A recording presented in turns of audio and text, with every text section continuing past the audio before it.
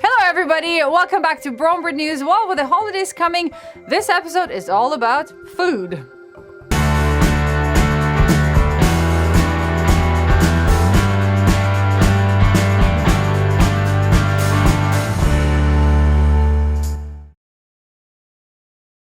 I feed suet to my birds all year around, but this time of the year when it's really cold, suet is actually very popular here, so I put up an extra suet feeder, and all the woodpeckers, nuthatches, and chickadees are just all over the feeders. But if you are having troubles with feeding suet to your birds, please try different types of suet blocks. After a lot of trial and error, I finally found the type that my birds like, but don't be shy to give a call or visit your local birding nature store.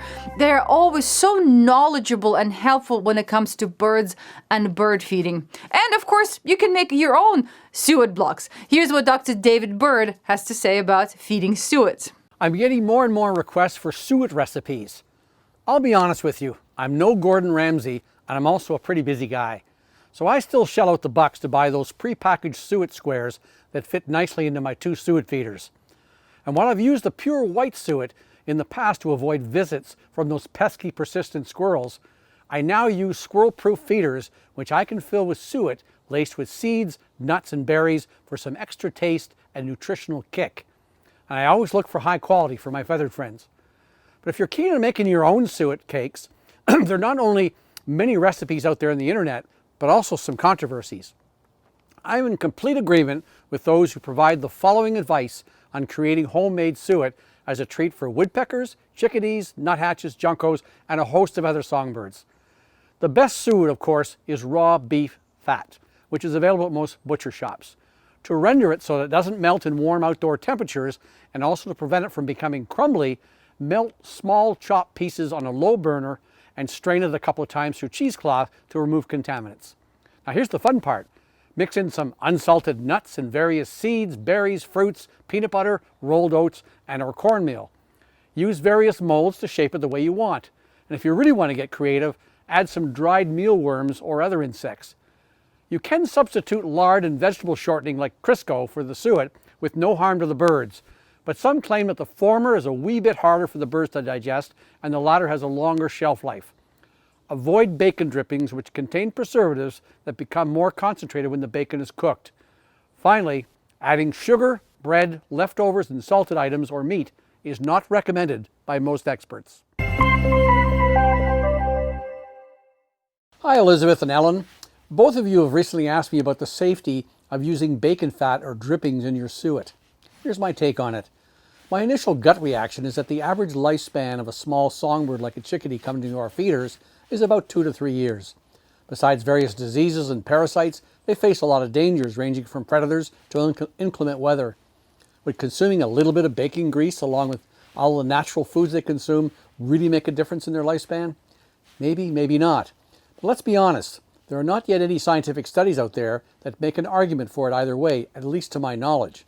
And you know, because it tastes so good, I eat bacon too, even though I know for sure that it's not good for me. But I'm making that lifestyle choice for my own body, whereas when we offer bacon drippings to the birds, we know they'll happily eat it, whether it's good for them or not. It's well established that bacon always has some detectable amount of nitrosamines, which are carcinogenic compounds formed from some of the preservatives used in bacon. In particular, the very high cooking temperatures used to fry bacon are conducive to nitrosamine formation. So despite the fact that the birds love it, bacon and bacon fat could pose too much of a risk to the long-term health of birds. Hence, I can't recommend it at this time. With the holiday season just around the corner, believe it or not, we can learn a thing or two from birds about weight watching. New research by the University of Alberta studying red knots demonstrates that birds have excellent weight watching skills. Obviously, because they fly, they have to keep themselves at optimal weight. So what's the secret? Well, eating less and moving more. Birds are able to sense when they're starting to gain weight, so they will start moving more to burn all those extra calories. And on top of that, they also can distinguish when they're eating really good quality food and junk, and they will adjust to eat less to keep that perfect weight. So how come we humans didn't come with that kind of programming? Continuing on the subject of food, we've all seen gulls circling above garbage dumps and parking lots in search of scraps. Well, it turns out that they now learn how to tell the time. A few studies conducted in the UK demonstrate that gulls show up at schools during recess and lunch breaks because they know that they stand a better chance of getting leftovers at that time than any other time of the day. They've also learned when exactly to show up at garbage dumps when fresh garbage is being delivered daily. However, if you encounter a gull that is trying to steal food out of your hands, all you have to do is stare at it intently and it will go away. I wish I knew that tip years ago. I still remember sitting on the beach in Brighton, England, and having my whole lunch and my dessert taken right out of my hands. That was actually a very scary experience. A quick follow-up on New Zealand's Bird of the Year contest. Well, the contest has become so popular that this year they were a victim of fraud. Someone added 1,500 fake votes for the kiwi. Thankfully, the fraud was detected in time and all the votes were removed. And on top of that, a chain of adult toy stores in New Zealand was endorsing the hihi bird, which is known for its polyamorous behavior and a rather remarkable size of its reproductive organs. But neither the kiwi or the hihi won, and the title of the Bird of the Year went to the kakapo, the nocturnal flightless parrot. And now, a quick lesson in geography. Can anyone tell me where a chain of volcanic islands by the name of Tristan da Cunha is situated? I had to look them up.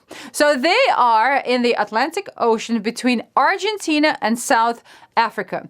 The population of the island is only 268 permanent residents, but they have just created the largest no-take zone in the Atlantic Ocean.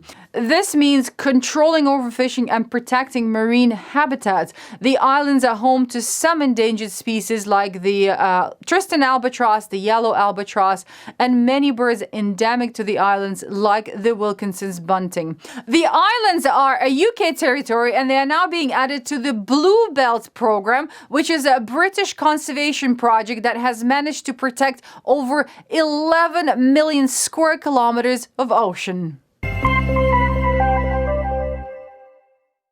Another update, this time on FLAP Canada's petition to update Ontario's building code to make it bird safe. Safe Wings Ottawa, which is a community-based organization that works closely with FLAP, has gotten the city of Ottawa on board and is now working with the city to form a committee.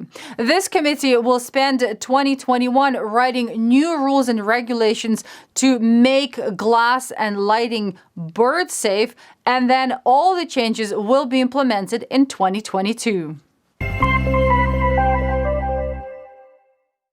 Beautiful, beautiful pictures of birds in our Birds and Precipitation photo contest. Let's check out the top 5.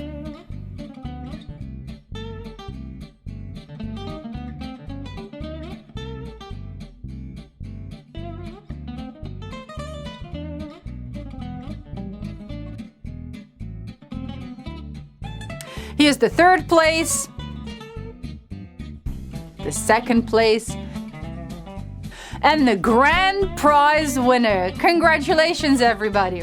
Well, normally we discourage digitally modified pictures on all other contests, but in December, we decided to do the opposite. We are welcoming creatively digitally modified pictures. Let your imagination flow. I am so looking forward to seeing your creations. Well, that's it. That's all for now. Happy Thanksgiving to our American viewers. And if you participate in our photo contest, please don't forget to write the names of the birds. Take care, everyone. I'll see you in 2 weeks.